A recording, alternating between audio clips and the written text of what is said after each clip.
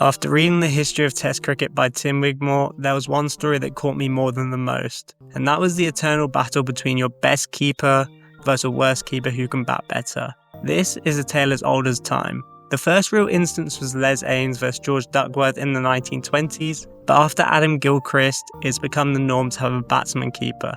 And that got me thinking, are we starting to see that in the bowling department? Not many teams nowadays feel comfortable going in with 3 genuine tailenders, and if they do have genuine tailenders, they'll always try and supplement them with more of an all-round prospect. So, whereas in eras gone by you would have 3 or 4 bad batsmen in the side, and you pick your best bowlers, now it seems like there's a big focus on making sure at least one of your seamers or your frontline spinners can bat to a good standard. And I think we've seen India be duped by this. There was a lot of talk about their tail in the first match costing them the game, but ultimately you have to be pragmatic with the tools at your disposal. To win test matches consistently, you have to have bowlers who can take 20 wickets, and on the right surface, a 5 of Siraj, Bumrah, Akashdeep, Washington Sundar and Jadeja can do that. However, when you take Akashdeep out of that, you need to have someone else who can come in and be competitive and back up the 2 seamers up top and provide wickets. This is where they should have looked at either Krishna or Kuldeep, and that's where I have the problem with Kamboj.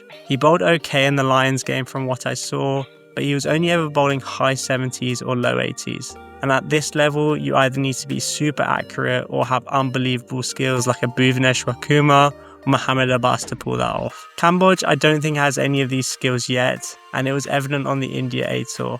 Yes, he's a good bowler, but is he better than a Mukesh Kumar or Prashad Krishna? I don't think so. Then you have to go and ask why he was picked, and it goes back to the batting. Teams are so reluctant to have bowlers who can't bat now. They wanted someone who could hang in there with a Pant or Jadeja, so they picked Kamboj, who I'd say can hold a bat, but not much more. He's not a genuine tailender, but he's not someone who's going to score 50s consistently. You can even look at England, and even they like to balance their seam attack so they have some batting. I think the difference between England and India is the drop-off in quality isn't massive between, say, a Tongue and Wokes. And you can argue on their day they're similar bowlers in terms of what they'll be able to provide in terms of wickets. Whereas India, the drop-off was huge, and we saw that today in the 4th test match. Ultimately, they didn't get the selection correct.